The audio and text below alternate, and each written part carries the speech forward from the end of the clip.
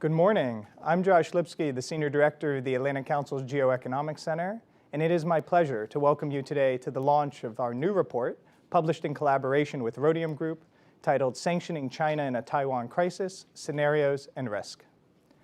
I want to speak just for a moment about why we took on this complicated and sensitive work.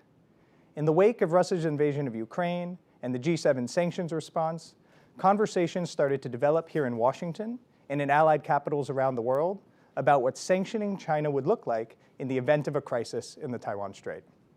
In some ways, it was a natural issue to consider, but there was very little depth surrounding these conversations.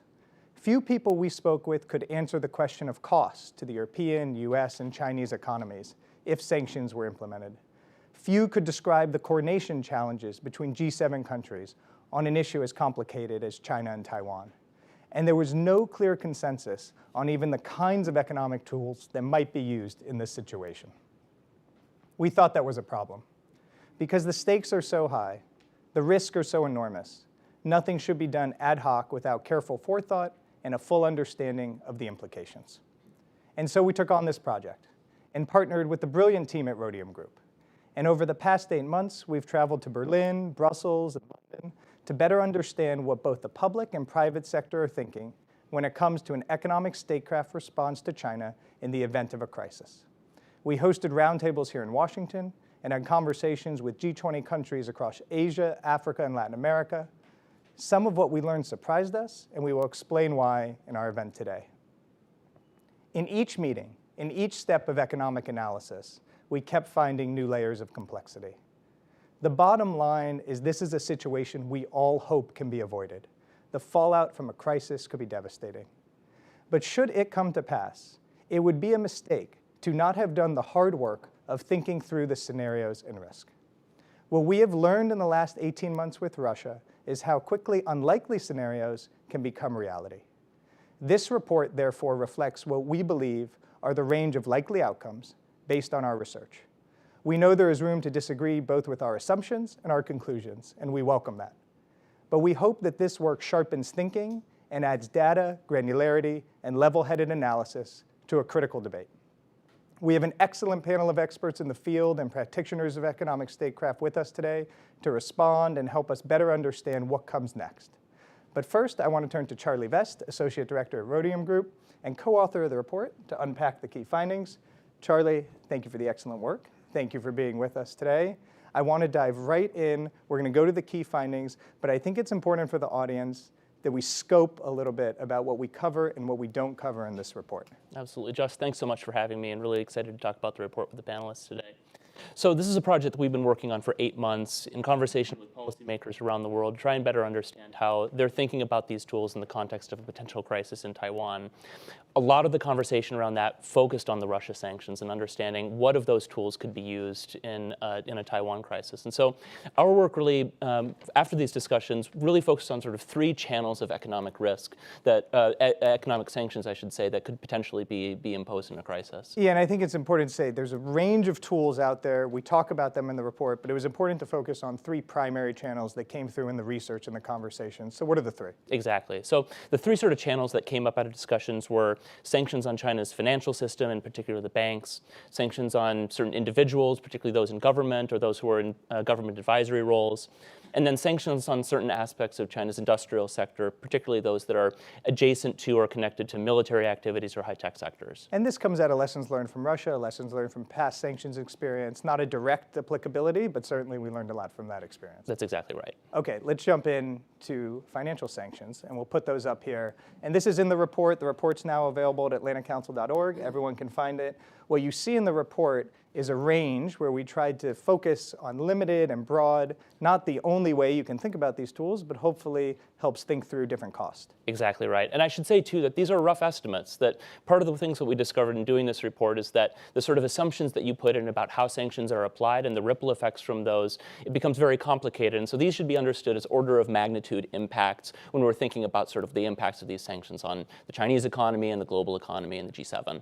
Okay, so when we think about the financial sector and when you think in a limited scenario, what are you talking about? Yeah, absolutely. So in our limited scenario on the financial sector sanctions, we focused on limited sanctions on a handful of small Chinese banks that could be connected to financing military activity or high-tech activity in China. And what's interesting here is that these sanctions have been on a small scale imposed before, right? That the Bank of Dandong and the Bank of Kunlun were sanctioned by the United States for their activities in financing activities. We do sanction China and Chinese banks already at a relatively small scale. Exactly right, yeah, for their role in Iran and financing activities in Iran and North Korea.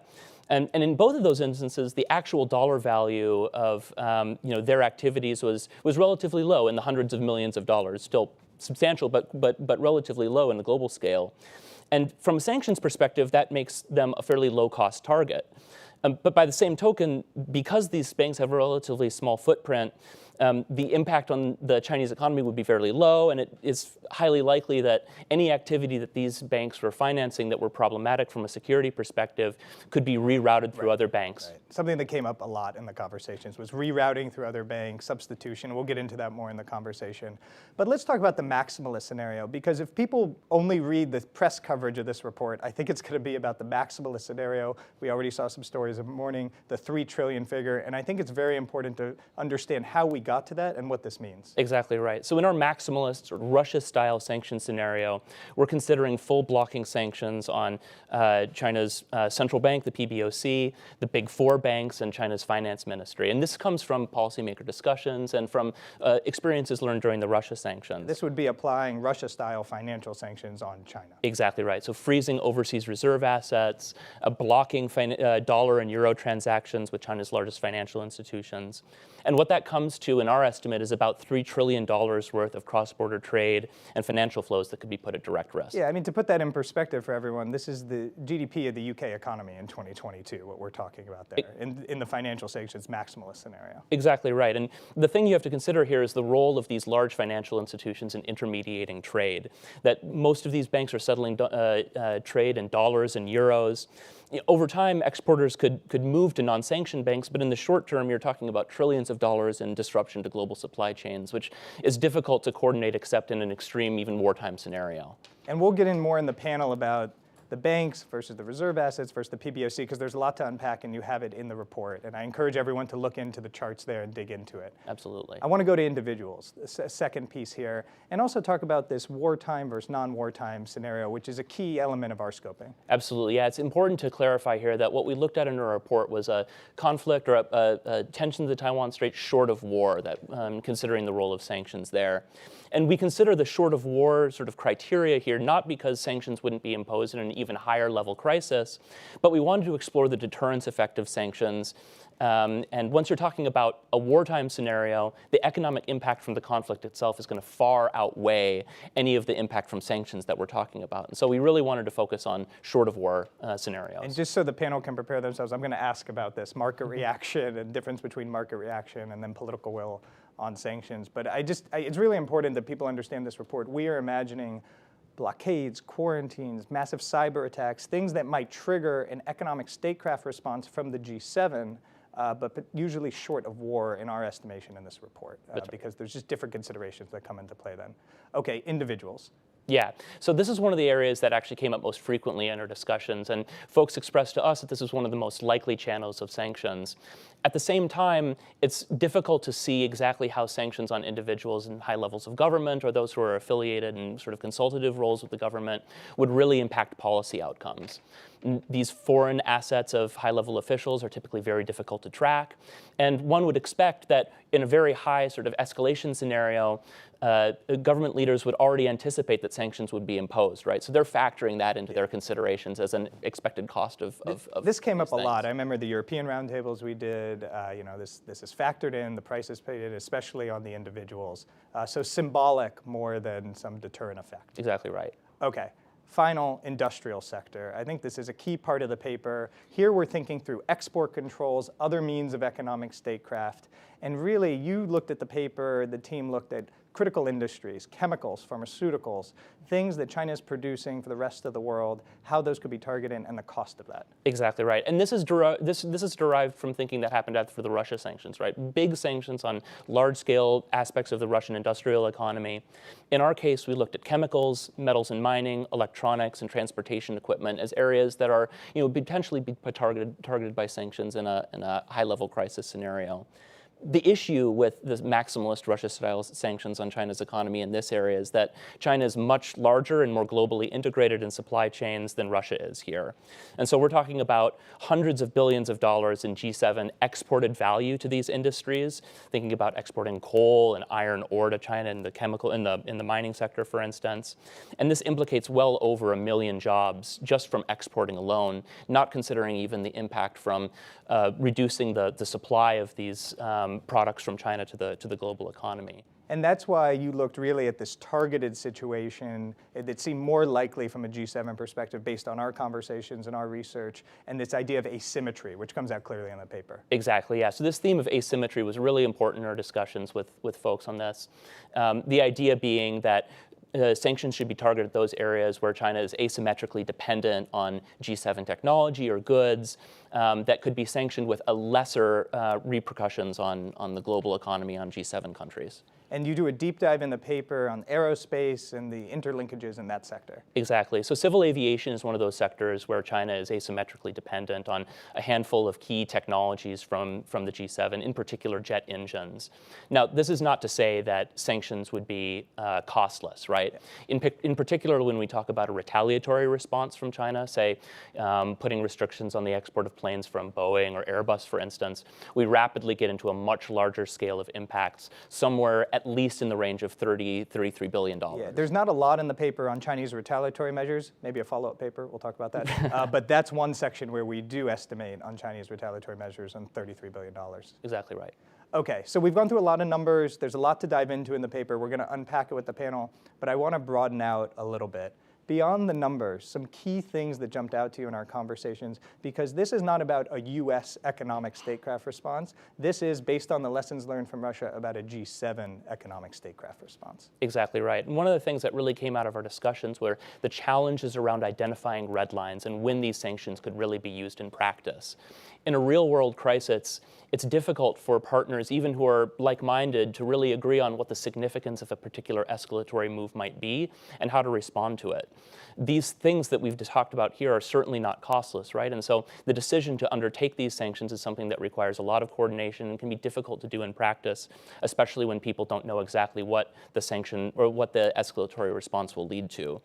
And so building alignment is hard, and that also has implications for signaling a deterrence signal to the Chinese side as well, demonstrating resolve that G7 partners are aligned around a specific response to a specific trigger.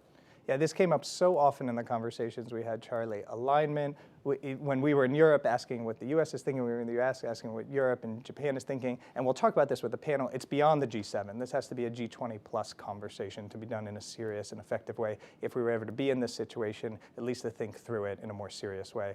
Charlie, thank you so much. Thank you for writing the report, and thank you for all the contributions of Rhodium Group. Thanks, Josh. I'm going to turn to our fantastic panel now, and I'm going to move over Meet the Press style to the panel. So let me introduce our panel. There's a lot to unpack here. First, we have Agatha Kratz, director at Rhodium Group and co-author on the paper. Agatha, thank you for all the fantastic work and collaboration over the past 8 months. It's hard to believe it's been that long. Daleep Singh, former Deputy National Security Advisor at the White House, and as many know, one of the lead authors of the G7 coordination sanctions on Russia, and we will be asking you about that, Daleep, as we go into this project. And Adam Szubin, former acting undersecretary, terrorism and financial intelligence at the Treasury Department, a statecraft practitioner for many years and a leader on these tools. Adam, thank you for being here. We're also joined virtually by Joerg Wuttke, President Emeritus, EU Chamber of Commerce in China. Joerg brings experience from the private sector, will be able to speak to us, and he's from Singapore right now, so Joerg, I appreciate you staying up late and doing this. Thank you, Joerg. Yeah, good evening. All right, we're gonna jump right in. Adam, I wanna start with you. I said in my opening remarks that few people had thought through this issue, but you and Evan Feigenbaum were one of them. And you wrote a piece in Foreign Affairs in February. I encourage everyone to read it. We'll drop it in the chat here as well. That really helped shape our thinking as we approach this. And I wanted to just read one section that jumped out of us, because the first time we did a roundtable on this issue was the day your piece was published. And I said, oh, wow, someone else is thinking about the same thing we're thinking about. And you said, no longer can Beijing simply assume that the West will never risk economic shocks over, say, a Chinese invasion of Taiwan. Beijing has just witnessed the United States and its European allies take on considerable national and global risks for Ukraine. An exponentially smaller and less global economy than Taiwan's, which has the 7th largest economy in industrial Asia, provides a pivotal link in global supply chains. Washington has greater historical, legal, and emotional ties with Taiwan than it does with Ukraine. China can no longer presume that the West will impose major sanctions only on marginal countries and marginal sanctions only on major countries. So question for you, I want to get into issues of alignment, which you have worked on considerably in your career, but your response now, months later, based on that, based on this report, and what we've learned since. Well, thank you. Thank you for the invitation. It's really a critical issue, and I very much agree with the way you set it out, which is this is a question that's on many people's minds, but that's not the same thing as thinking it through and working through the economic and political repercussions. So I think you're digging into exactly the right questions. When it comes to alignment, it's very difficult, if not impossible, to answer in the abstract because of how many different shapes a crisis over Taiwan could take. And if you had asked me in 2014, when I was still in government, what would the alignment be with respect to Russia, with respect to increased pressure on Ukraine, I would say, well, what form does that pressure take? Right. And we actually saw 2 iterations of that. We saw 2014, the unmarked green men and a sort of state-sponsored attempted agitation, if not civil war. And then we saw 2022, which was unquestionably a full-on invasion and attempt to decapitate a government and to install a puppet regime.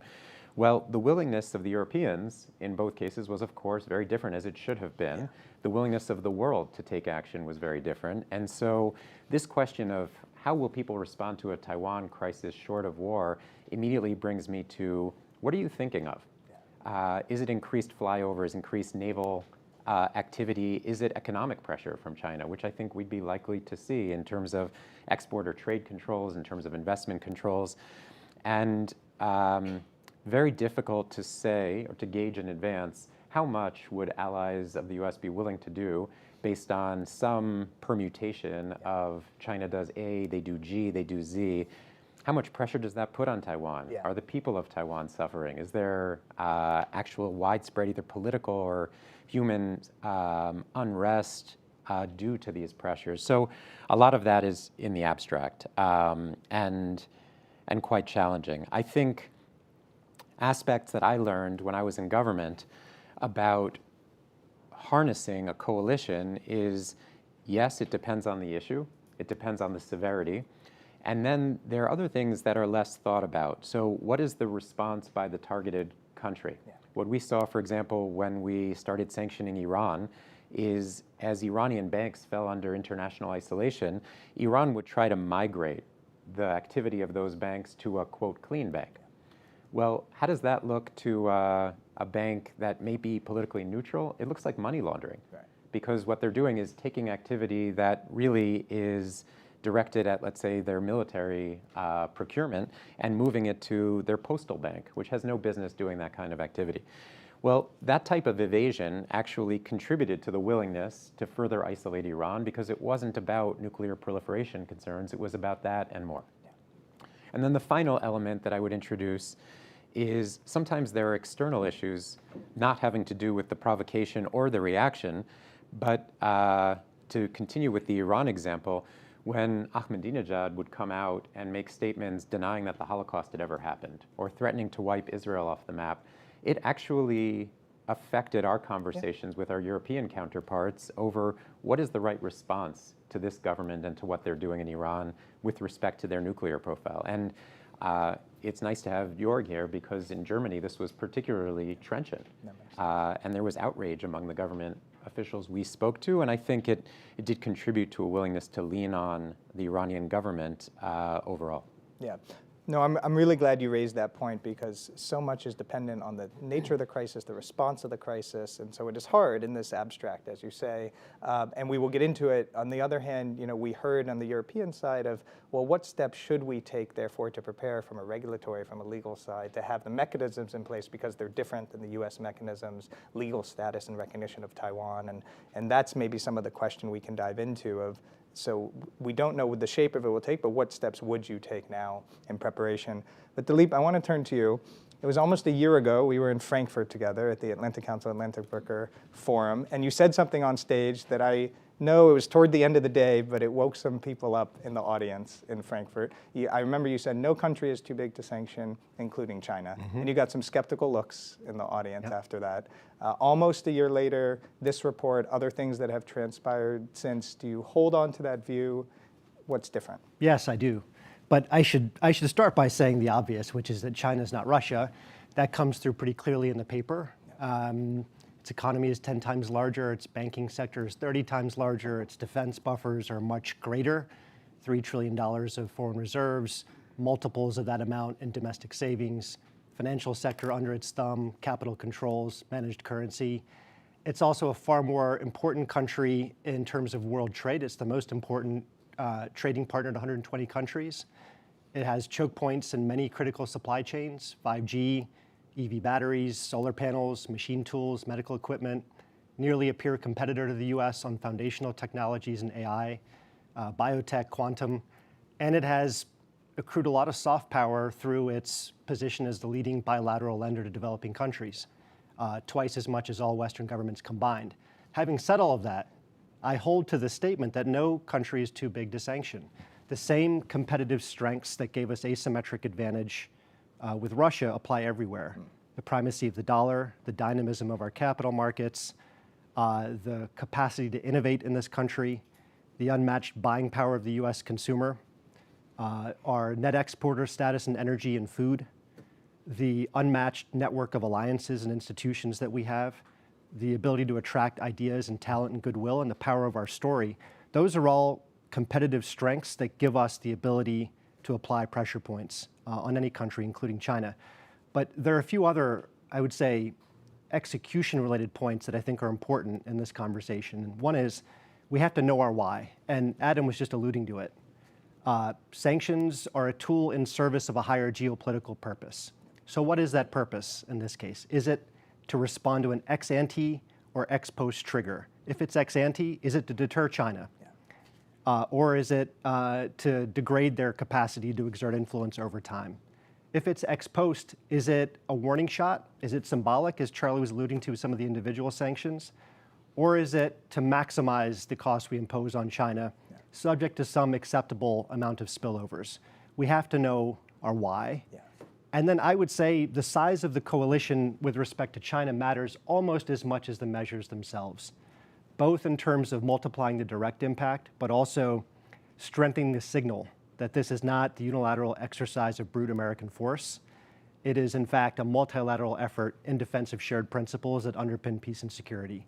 Last point, which I think is also obvious, and Adam will attest to this, sanctions are never an effective standalone strategy. So any sanction strategy we talk about, and sanctions, I'm using that as shorthand for sanctions and their kin, they have to be embedded in a broader effort that involves a military, humanitarian, diplomatic set of dimensions that create leverage for Taiwan if and when it seeks to have a diplomatic settlement to a trigger scenario. And that's a choice for Taiwan, not for us. I'm just glad you ended with those 2 points. One, because what you said is a key finding of the paper. Sanctions, economic statecraft, whatever term you want to use, cannot do the job alone.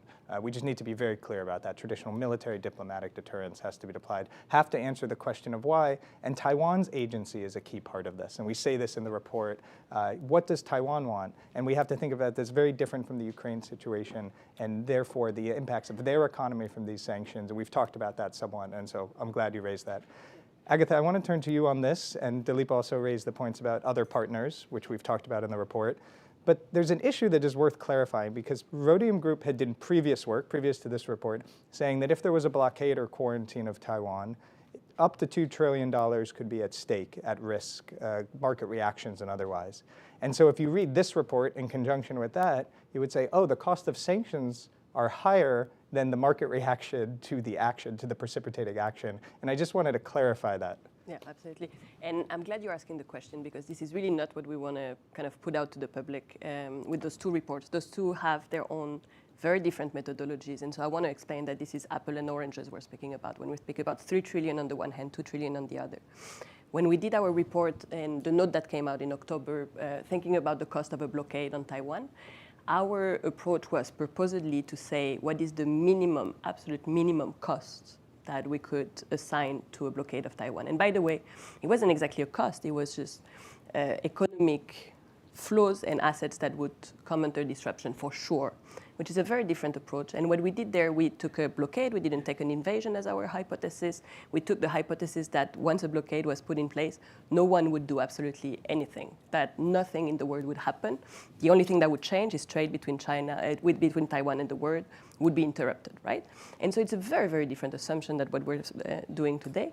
And then from that point on, every time we had to make a further assumption, we took the most conservative possible assumption we could make, because once again, the point was to get to a floor of what would be the cost of a global, of a Taiwan crisis and a Taiwan blockade. So we got to that number. We have heard about other exercises that have come to a cost that's 2, 3, 5 times that much by taking just a little bit more, a little bit less conservative assumptions. We looked only at 3 industries that would be affected by the disruption in ICT supply chain coming from Taiwan. We looked at trade disruptions. We didn't look so much at financial market disruptions, which is a very, very big piece, but we just didn't have the background and kind of methodological capacity to put a number on that one. And so there's a lot of things here that we're doing and we're including within the 3 trillion number that wasn't included. In particular, our approach for the 3 trillion number that you're going to see in the media is an absolute maximalist scenario of sanction. And we say in the report that we actually think that that wouldn't be one of the options on the table for G7 leaders because of the cost. But we're also assigning assigning that 3 trillion number for flows and assets at risk. Doesn't mean that they're all going to be disrupted, but we're just putting the number of assets and flows at risk. Thank you. It's just important to clarify. I encourage everyone to read that section because we really wanted to nuance the language there, at risk. Joerg, I want to turn to you, bring in the private sector view here. When we did these conversations in Europe, in Brussels, in Berlin, something that surprised me, just being very frank, was how forward-thinking companies were on contingency planning. And I wonder if you share that perspective, given your role.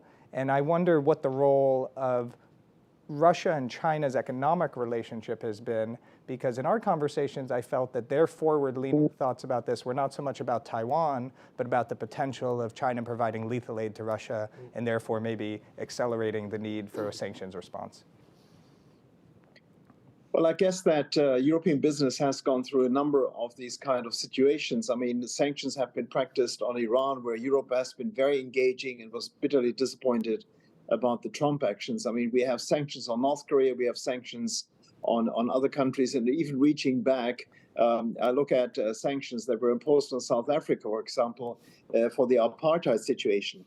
I think what European companies have learned is that on the one hand, of course, sanctions are not immediate with impact. You have to do expectation management, that this is something that might be more of a moral background or basically just trying to teach a lesson, I would say. Again, most of these countries that have been subject to sanctions actually freeze in their system and don't change their mind. But nevertheless, for us, it's an operation. It is a license to operate. We have to do the kind of actions that we have taken in all of these above-mentioned cases in order to stay relevant, in order to showcase that we are living our moral principles that we put out there. So that's case number one. Second, of course, we all have to look after our shareholders, and we have to calculate of what sanctions does to us. Again, we have practiced them in a number of countries. The big one was, of course, Russia. And so for us, it's natural that, of course, we look into the situation of Taiwan if China does blockade or as possibly even invade the island of Taiwan. But again, we look at the risks. And the risk is, of course, always intention of a country, meaning China, plus the capability. And I think that's where business believes that there is certainly a big intention in order to get back the island of Taiwan. But at the same time, the capabilities are not anywhere close in order to do this, in particular in view of what happened to the Russian forces getting stuck in Ukraine. I think that actually has been ringing a lot of bells in Beijing, how difficult it is, which might be very, very positive. We have to basically run a total risk scenario. I call it my own company 1949, meaning you lose all the assets, you have to leave the space in order to see what it does to a company. But of course, that is sort of the extreme. I think all of us in business, we have learned that we have to watch out not to overestimate risk and not to underestimate opportunities. And that's the fine line that we have to walk in order to stay relevant, at the same time stay on the right side of history, you might say so. So in this case, when it comes to Taiwan, I think business in Europe is pretty much, of course, concerned because it means so much more to us on a global scale. Ukraine, Russia certainly has implications on commodity prices, particularly on food, certainly is our borders. That's different for Americans and Japanese. But I think Taiwan is on a completely different scale. This is going to be a major disruption of global supply chains when it comes to shipment, but also when it comes to the supply of semiconductors.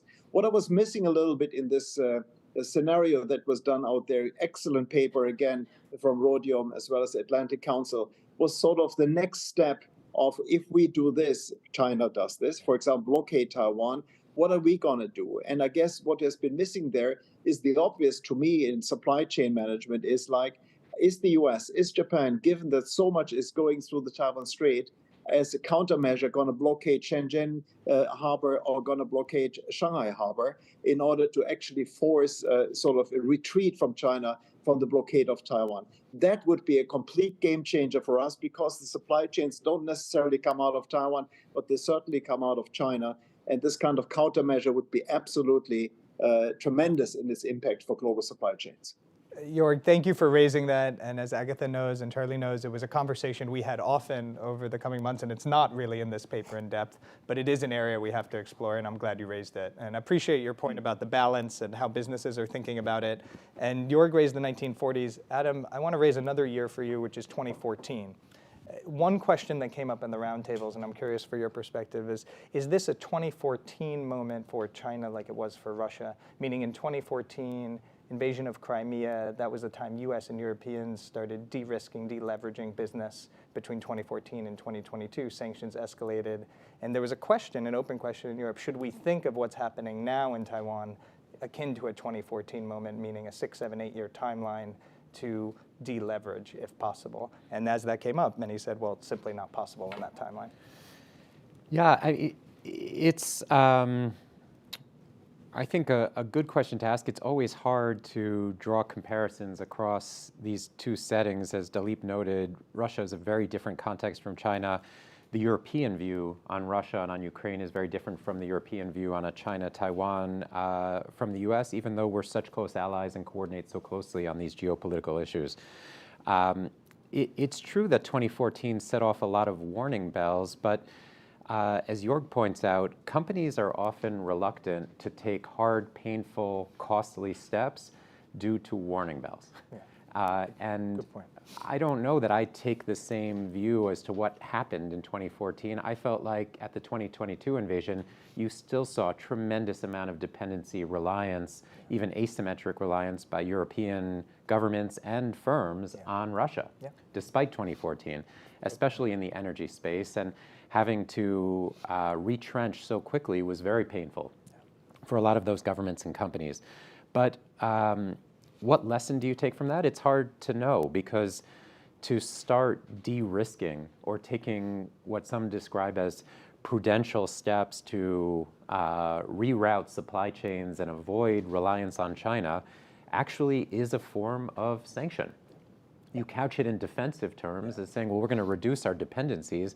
But from an overall economic perspective, and certainly from China's perspective, if you're starting to reduce your reliance, what you're really doing is eliminating your trade or reducing your trade with China. And that can have knock-on effects of its own that are hard to predict. And so, this idea came up in the roundtables too, and companies basically said, if we did that, then China would retaliate just for the statements about doing that, and so factoring this into their Potentially. Yeah. Daleep, you want to jump in? I mean, that's why I think Joerg made this point, and just picking up on Adam's thoughts, this would be a multiplayer repeated game. Yeah. So the important analytical exercise here is after we go through this exercise of understanding where do our collective strengths intersect with China's vulnerabilities, we've got to do the same thing and think about where do our vulnerabilities intersect with China's strengths, and simulate forward 5 steps, 10 steps. If we play to our strengths and China does so as well, are we net better off in the end? Do we meet our geopolitical objective? That is an assessment that has to be undertaken in concert with an assessment of all the other types of measures that could be taken in a trigger scenario, non-economic measures, military, humanitarian, diplomatic, and otherwise. That's the kind of work that I think this report can help us jumpstart. I appreciate that. And Agatha, please, yeah. Just to your point on the idea of exposure and resilience building, this is actually something that in the roundtable, so we were pretty surprised that on the European side there was a real willingness to speak about sanctioning China, right? We were coming into Europe with a little bit of a preconceived thought that it would be hard to get the conversation started. The conversation started right away, and people jumped in and of course had ideas, but they had thought about this and they had thought about the potentiality that the decision would come on the table. But more important, there was also a lot of time spent thinking about what do we do in the meantime, resilience building, trying to limit the exposure that some of our companies have to the Chinese market. And I mean, this links very quickly, very much with the talk of de-risking at the moment, von der Leyen's speech, the European economic security strategy that just came out. So this idea of building resilience, limiting exposure, that's a very and much easier one to already kickstart. The sanction conversation is happening, and it is one that is mostly private for the moment, but this is a big topic, and it came up again and again. Yeah, and I'm glad you said the private issue, because we talk about this in the paper, private signaling versus public signaling. A lot of conversations with policymakers, former and current, saying we need to do more private signaling on this, maybe do less public signaling, and then some trepidation about the paper in that regard. And there was a concern, of course, that as you decrease exposure, the reverse was true, and so that you could kind of kickstart a situation where it would be less costly for China to actually make a move, right? And so there was also a tension there between resilience building for our own sake, but also resilience building leading to more of a risky situation. So there's a flood of questions online. For those who haven't yet, askac.org is where you submit them, either if you're here in the room or online, and I will get to them.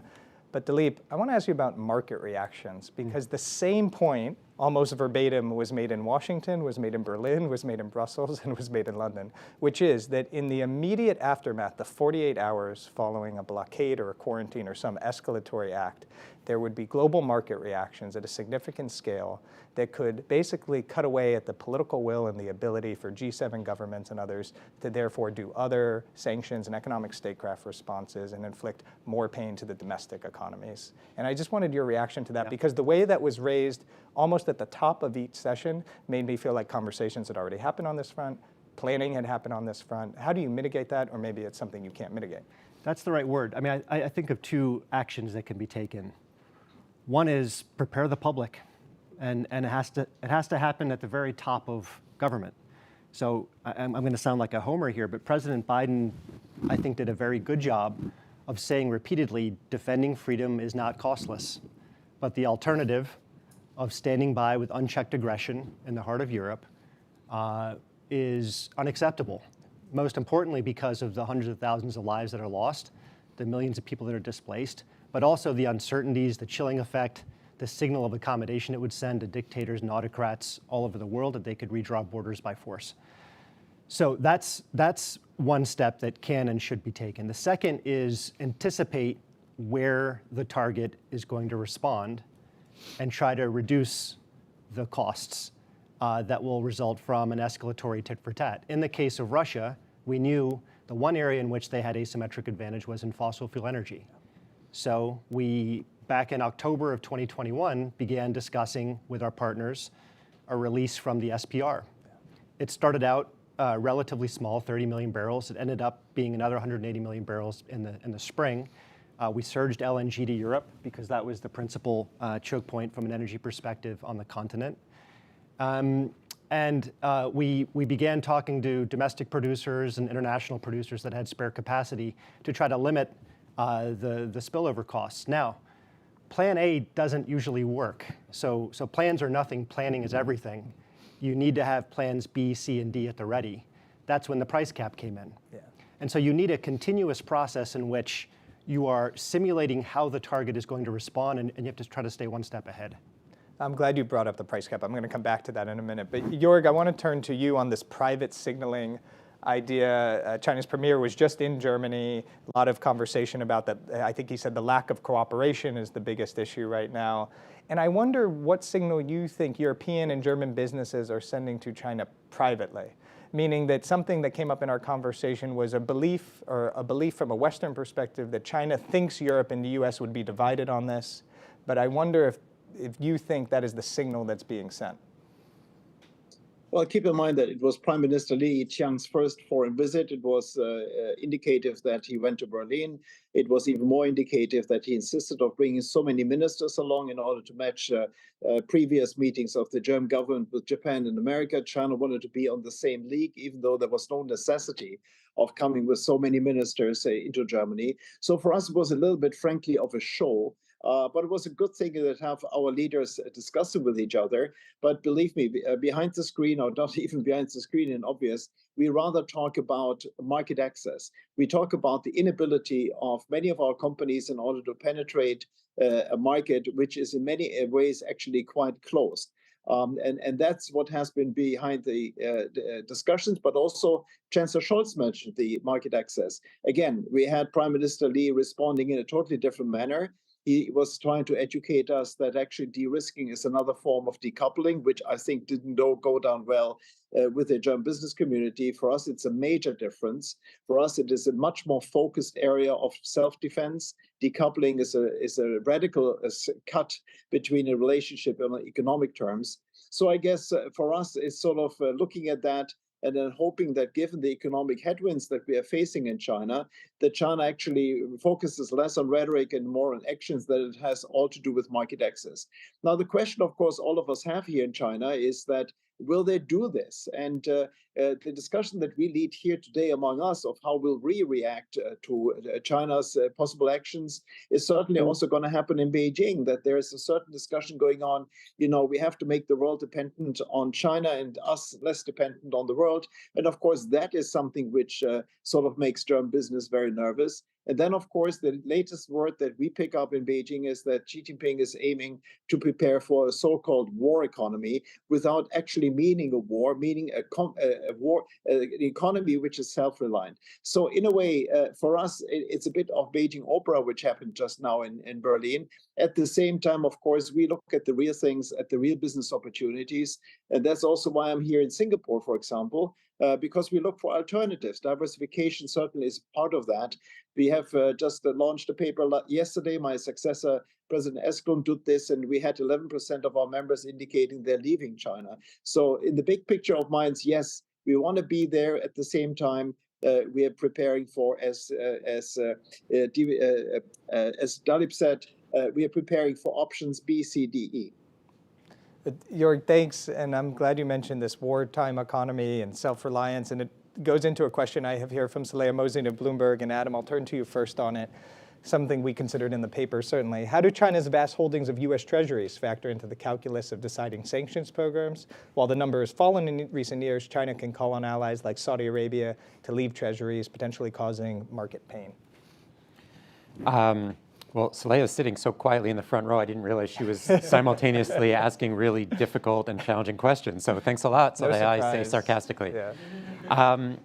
You know, it's an excellent question. It points to one of a number of key mutual dependencies, an area where, yes, China's reliant on the US because of the vast holdings it has of treasuries, and I think there's some doubt as to how much those numbers have actually fallen. I think there's some opacity in the numbers, and so it's hard to know what the true level of holdings once you combine not just the central bank, but also Chinese large state-owned banks. That said, it's a dependency for China, it's a dependency for the US. It's impossible to imagine the US walking blithely into a situation where it's saying to another government, your foreign reserves are inaccessible. Now, that has happened in extremis. That has happened in extreme situations, like with Iran, like with the Russia invasion in 2022. It did not happen in 2014 with Russia in Crimea, with Russia in eastern Ukraine. So it's in extremis, I think, is the term I would use. It would be a term that would be very costly, both economically, but also in terms of the image of the United States. And so I think it would be taken only as a last resort.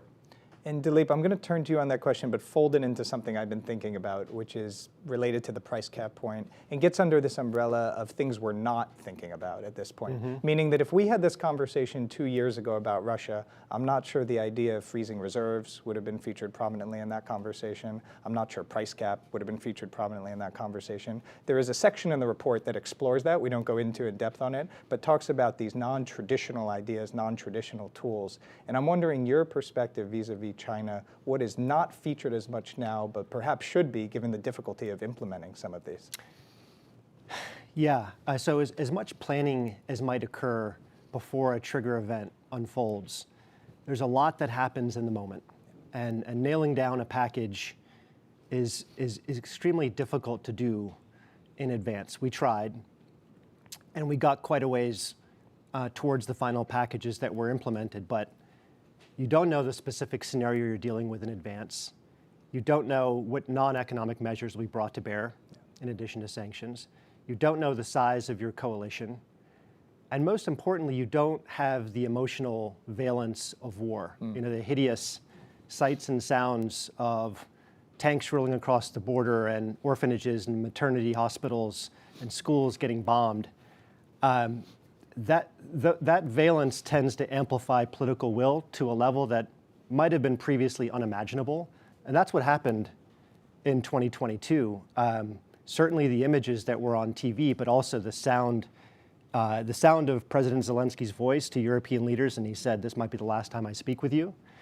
It changed the game, and it made a measure like central bank sanctions on Russia possible. And so in some sense, I think the lesson learned is for the central bank sanctions or the price cap, you want to have certain measures in your back pocket, and the decision of when to table them is a judgment that you make as a kinetic scenario unfolds. And we didn't actually start negotiating the central bank sanctions until after the invasion. In the 48 hours that preceded, that's when the measure came together. Yeah.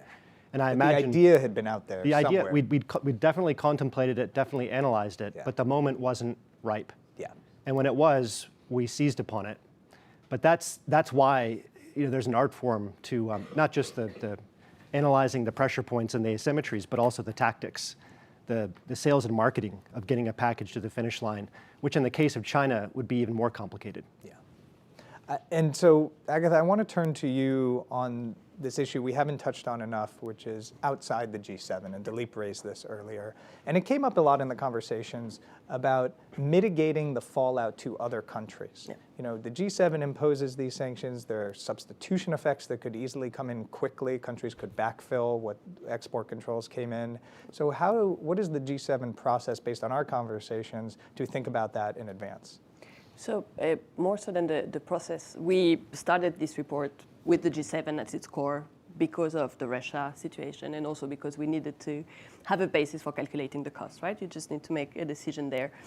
Very quickly, of course, we understood that understanding Taiwan's position would be crucial. We couldn't include it in the calculation, but that you would need to have Taiwan on board for anything happening against China. What came up a lot in the roundtables was this idea of building up the global narrative, that especially the global south has been affected and very deeply affected by sanctions put on Russia, and they would be much more affected by sanctions put on China, because a lot of the costs that we're identifying in the 3 trillion number, but more broadly in terms of the G7 sanctioning China, are costs that would impact global trade and China's trade with emerging and developing countries, right? And so you'd have to build a global narrative so that it doesn't look like the G7 is hurting China and the rest of the world in its wake. A lot of the sanctions we're speaking about would cause drop in the renminbi and foreign exchange situation globally. It would probably shrink China's appetite for commodities coming from the global south. And so all of that has to be factored in. And in an interesting way, really, when we had those European roundtables, European participants said we wouldn't be on board, or we wouldn't be able to have, especially outside the box measures lined up if we didn't have a global narrative build up before that. The last alignment that would have to happen is the public opinion alignment, and that came up later in other discussions, that for the G7, especially Europe, to be able to put together a sanction package, they would have to, in fact, convince the public opinion in Europe that those were necessary. And this is where the issue of red line and how much damage and how much how much is actually being seen of human harm and human suffering is important. And so in the Taiwan situation, acting in a gray zone scenario, acting below the threshold of conflict is much harder for Europeans. It doesn't mean that it couldn't be organized and it couldn't happen, but this is really one of the findings from the roundtables. Yeah, please. Because if maybe just to spice things up a little, if there's one quibble I have with the report, and it's a wonderful report, and thank you, Agatha. Quibble away. There should. Yeah, so with that preamble, it does read a smidge G7 centric. Yeah. You know, and no doubt, the first and necessary step is to create solidarity among the G7 countries to respond to a scenario like we're talking about here today. But I don't have much doubt that the G7 alone will not generate sufficient scale of impact to plausibly change President Xi's calculus in a kinetic scenario, nor could the G7 alone meaningfully insulate the US from the spillover costs of a full-fledged economic war. For example, if you want to try to offset China's solar exports, solar panel exports, ingots and wafers in particular, you need Indonesia, Malaysia, and Vietnam. If you want to think about offsetting their advantages in critical minerals, you need to have deals in place with Congo and Chile and Indonesia, Australia. You need Brazil for aerospace and soybeans, India for pharmaceutical products and global services. So that's the kind of work that has to take place. And success here is not going to be a function of giving speeches about shared values. It's going to be looking unsentimentally at where our interests align. And that's going to require thinking about positive inducements like debt relief, loan guarantees, bilateral assistance, supply chain partnerships. That's how we'll create deal space. And that work really does need to begin now. Yes, leveraging the international financial institutions. Yes, this is always a secondary thought. We've talked about this a lot at the GeoEconomics Center. We spend a lot of time on coercive side of economic statecraft, and maybe 80% there and 20% on the positive side of economic statecraft. And if this is going to happen, and this is a crisis that we hope doesn't happen, but if it does, to be effective in any way, those two have to be married together. And that takes years, what you're talking about, to build up that infrastructure. And Adam, taking Daleep's point on the G7, I want to go back to Europe and talk about nitty-gritty on alignment, because it came up in our roundtables and it was raised proactively at the European Commission and others. Different legal status, how Europe views Taiwan, not just the political narrative, but just the legal mechanisms that come into place for Europe to introduce sanctions with their member states if we were in this situation. You have experience on this front. Yeah, it can be difficult for the Europeans to coordinate internally the politics, and as you referenced, the legal mechanisms. They typically require unanimity. That means all 27 countries must be on board to impose any sanction, big or small. So you want to add a name to a list, you need unanimity. And now think about who the diverse players are within the European Union, including a Hungary, including a Greece, and you start to realize the complexity of that. It takes diplomatic mastery in order to push a lot of these things over the finish line in Brussels. And I've been very impressed by the EU's ability to do so. But that brings me to the second point, which is in a crisis, they rise to the occasion. They get it done. And I don't worry so much that there will be a major international crisis and the legal infrastructure won't be there. We saw that perhaps with Russia, but the Europeans got there. They caught up. What I worry about more is the sentiment on the ground among the public and the political will, the political determination. It's one thing to see Ukraine, a country that borders a number of EU member states, be invaded by tanks and decide this is a crisis and we're ready to pay costs. It's quite another thing when you're looking halfway across the globe and it's Taiwan. And if I think about forward-leaning recommendations, it wouldn't be so much on we need to get the regulations in place. It would be, are we laying a groundwork to explain to our publics, which you need to in a democracy, why a suffocation campaign against Taiwan is unacceptable? I mean, what is the understanding of a 30-year-old walking the streets of Berlin or Indianapolis of the role of Taiwan, the independence of Taiwan, the importance of Taiwan? I'm not sure outside of certain capital cities whether that understanding is there, and I think there's work to be done. Well, Joerg, it's probably a good chance to turn to you on that question. What would be the understanding in the crisis, the salience of the issue, and how vital it would feel in the streets of Europe?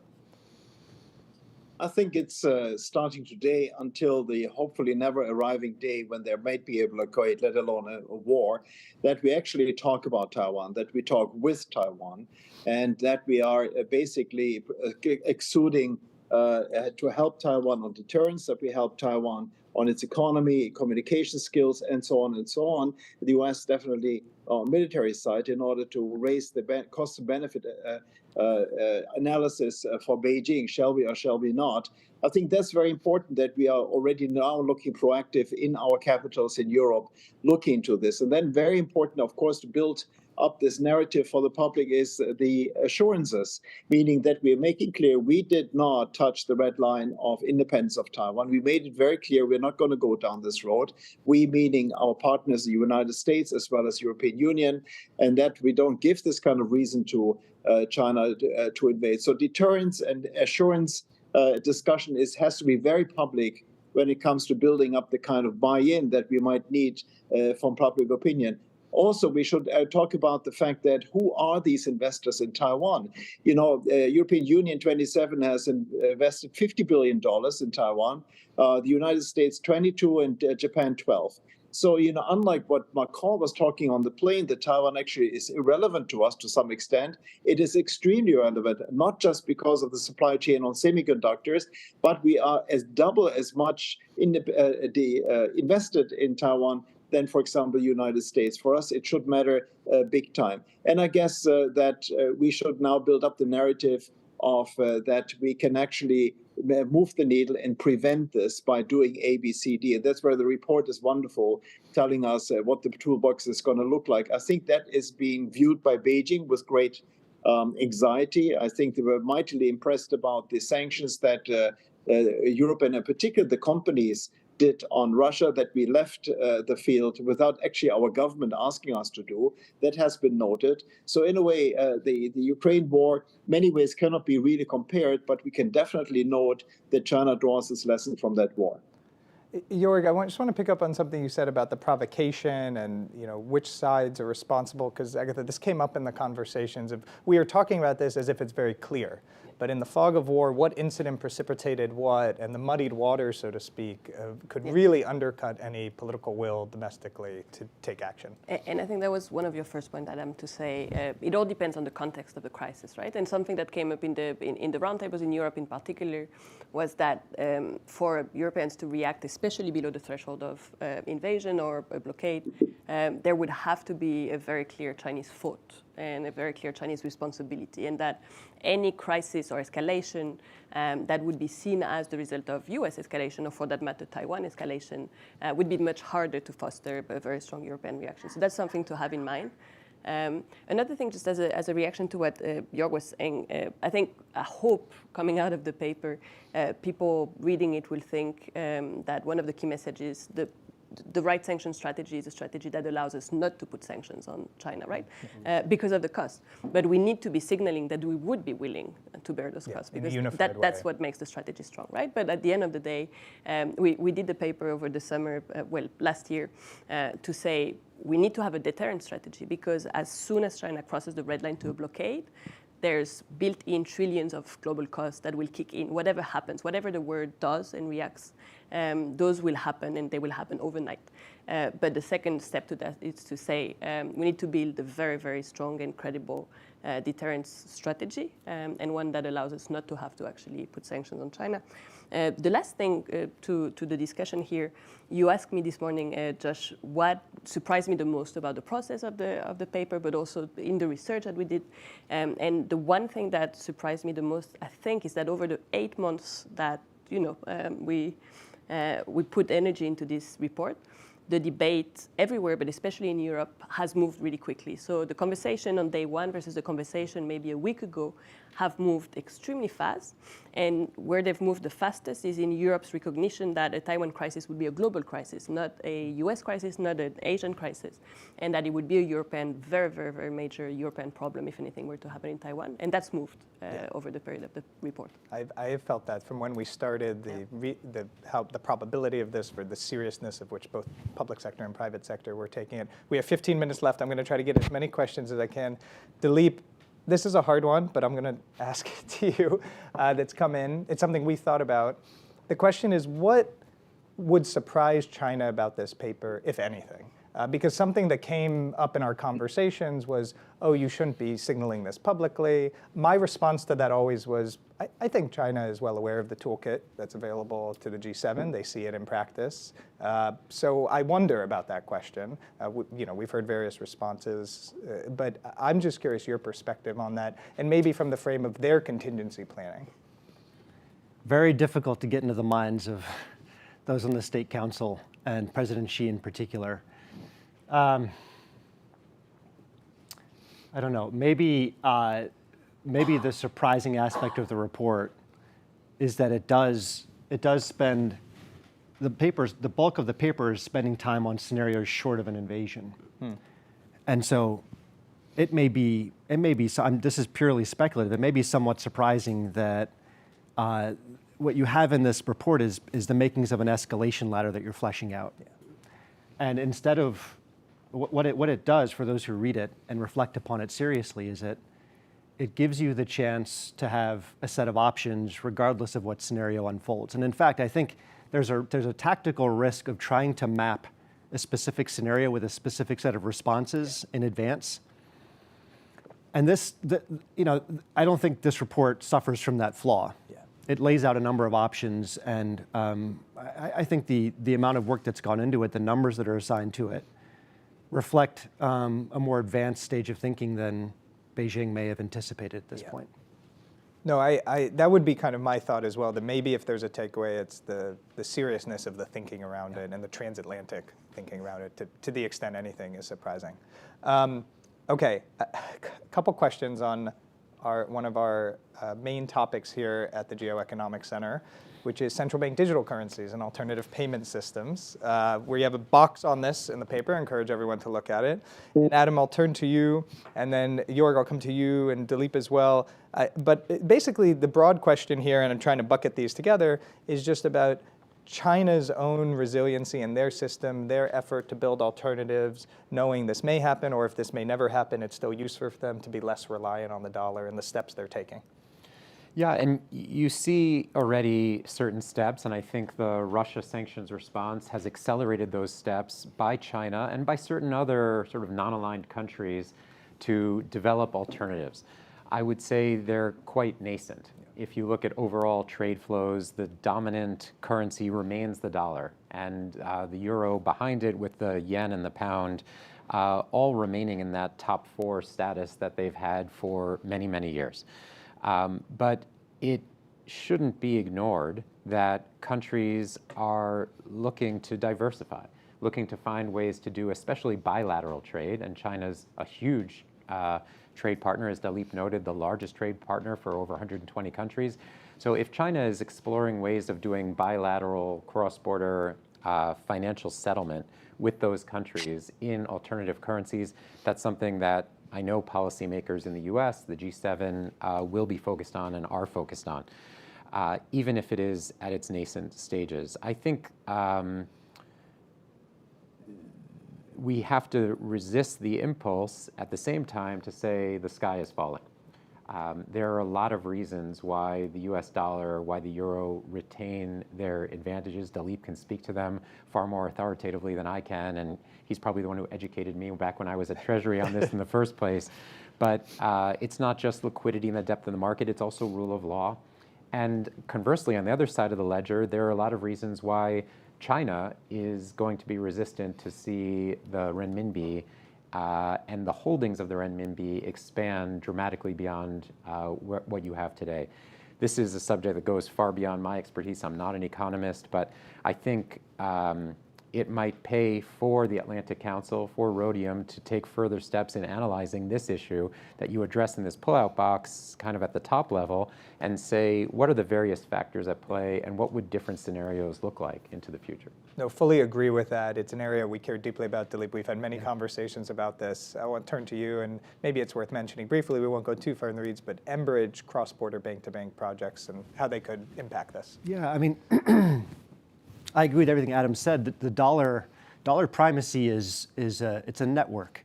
Every network has tipping points. They're often psychological ones that are really difficult to identify in advance. What we do know is the geopolitical incentives to hedge against the dollar-based financial system are on the rise, namely because the dollar has been the tip of the spear of the most severe sanctions program in economic history, but also we've now had 4 emergency interventions by the Fed this century to stabilize the core of the US financial system. And once every 2 years or so now, we make a global spectacle of ourselves by holding a gun to our head and threaten default. So I agree with Adam. This is a remote tail risk. It's a tail risk we should hedge. Yeah. And when it comes to CBDCs, we should not be distant laggards. We should be fast followers with our standards for privacy and security and interoperability. So that China and other adversaries can't build the blocks of an alternate or parallel architecture that can bypass SWIFT and correspondent banks. That's a low-cost option that we should purchase now. Fully agree, and we will share here in the chat and further more research we do on this at the Atlantic Council. We do a lot of work on CBDC, and we're doing this project on China and statecraft. These issues should not be thought about in silos. They're all interconnected. We use the umbrella GeoEconomics. You can use whatever term you want, but it's important to not silo these concepts because China isn't siloing them in the way they think about it. Joerg, I want to turn to you. Any thoughts on the currency issues, but also this question about lessons Europe learned from the US-China trade wars in 2018, European businesses? Well, I guess you might tweak Nixon's Secretary of Treasury on, I think it was O'Connelly, who said that you could say it from Beijing's view, the US dollar is my opponent's currency and it's my Beijing's problem. And they look at this very deeply and they know definitely they're trying to expand it. But I mean, the trading relationship, for example, in Russia now, gas and oil is mostly factored in renminbi. Even Mitsubishi and the Indians accept renminbi for the gas supplies coming out of Sakhalin. But these are very, very small pockets. It's going to be very difficult for China in order to avoid the challenges that they face given the prominence of the US dollar.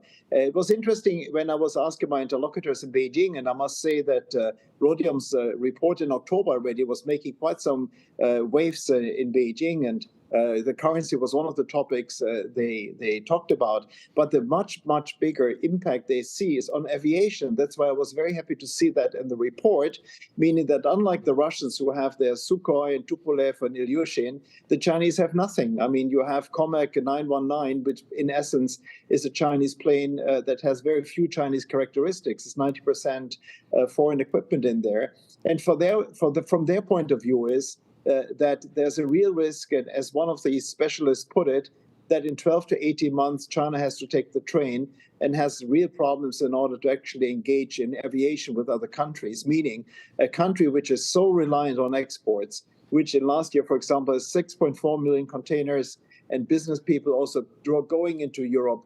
The kind of fact that they might not take a plane anymore is sort of the worst case scenario. So it's sometimes these funny topics which actually have a much, much bigger impact. The lack of planes and the dependency, which they cannot bridge and solve over the next decade, I would say.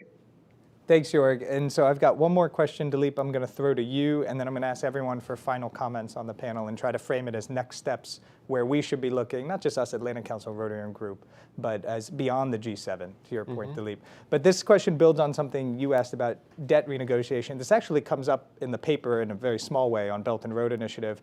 But the question is, could China's hesitancy in debt negotiations right now, Zambia and other countries, play into a potential tool, i.e. debt relief? How would that work? Is there precedent of using the IMF and other institutions in this way? There's a tremendous opportunity, a geostrategic opportunity staring us in the face, which is all of the countries. I think the IMF estimates that 60% of the developing world is either in debt distress or at risk of falling into debt distress.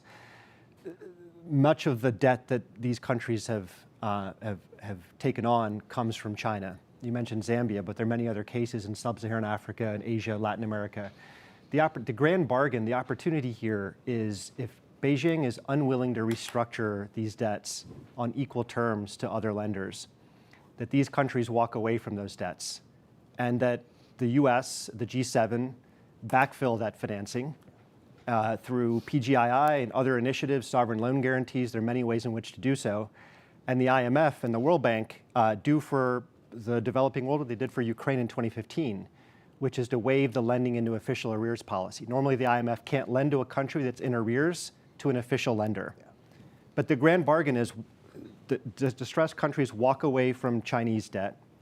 The US and the G7 plus backfill that financing, and the IMF lends in a normal adjustment program despite the fact that they're in default to China.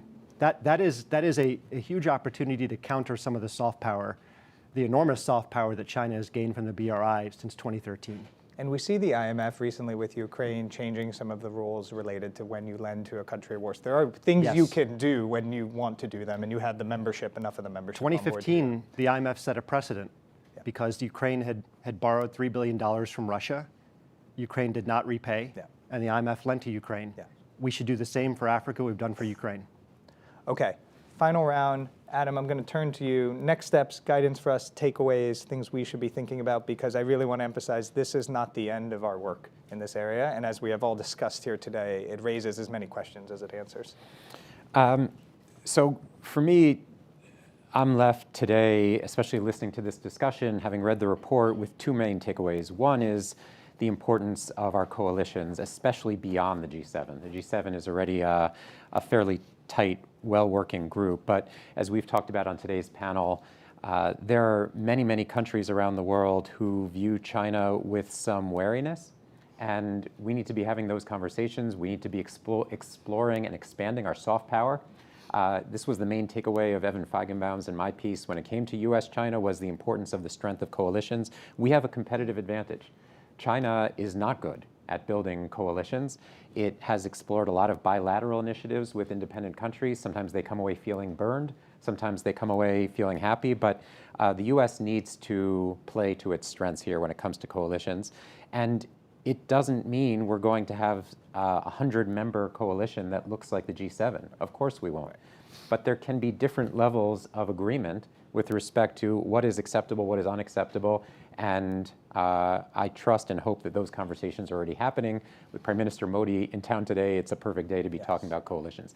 And then the second point goes to some restraint on the part of the US. We were talking about the potential tail risk, small but important to note when it comes to the US dollar. What can we do about that? We have to show that we will use our most extreme tools, including attacking central banks, including SWIFT, including secondary sanctions, only in the most extreme situations. If you think about how does China approach a non-aligned country in the global south and warn about the dollar, they say you could be cut off any moment. Yep, and they're doing that, we know that, yep. Well, there has to be a response from Washington to say that's hogwash. Yeah. That is not how we use this tool, and it's not how we will use this tool. And here it's important to mention Congress, because I think the executive branch and the legislative branch in the US have been too quick to reach for the sanctions tool. I say that as a sanctions practitioner, but too quick to reach for tools that really ought to be reserved for only the most extreme situations. I'm really glad you raised both points. And on the signaling to the Global South, it's a good chance for me to mention the conference we're hosting in Berlin in September with our partners at Atlantic Burger Transatlantic Forum on Geoeconomics, where we will have reports written about what are the guardrails around these tools, because so much has happened in the past year, but so much is left unclear to the rest of the world about the use of these tools. Joerg, I want to turn to you. The view from Europe via Singapore Well, first of all, let me apologize. I didn't answer your second question. Just briefly, how do we look at the US-China trade tensions?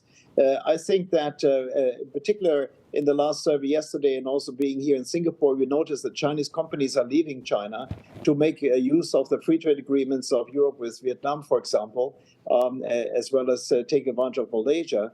And we have basically European companies following them, basically as suppliers. We've seen a bit of an exodus, but not just based on the fact that we don't like China or we didn't like China as much as we used to, but also because Chinese entrepreneurs don't like China as much as they used to. So that is interesting. And also what, of course, this trade tension did is that we are facing the fact that we have to, as, for example, machinery producers built in China for China, take out American equipment and American software. And unfortunately, we have to do the same in the US, where our European suppliers have to take out Chinese equipment and Chinese software. It's all about buy American, buy Chinese. Of course, it doesn't help us to reduce complexity. To this last point, I guess the learning I had is that it is a great report and it builds on a very good report in October. I think Beijing has taken note because also the way we have imposed sanctions on Ukraine and how we have withheld these sanctions. And I think it's now the time in order to actually engage with China, in order to show them the cost of actually touching the status quo of the island of Taiwan. It's, I think, very important that this report is followed through by our top politicians, not just indicating how unimportant Taiwan is, but as a matter of fact that we are willing to do our bit in order to make sure that Taiwan remains an independent economy and that we have basically also the assurances we will not recognize this. That's very important for our parliamentarians. So now is the time to engage with China. So I'm hoping that a third report coming out will emphasize and strengthen this kind of dialogue that our leaders should have. Yeah, no, Joerg, I'm glad you said that. This report should not be taken in isolation with other diplomatic engagement, the range of tools. It's part of the work that should be done vis-a-vis understanding linkages and dependencies and risk between the world and China's economy, but only a part. And so thank you for highlighting that.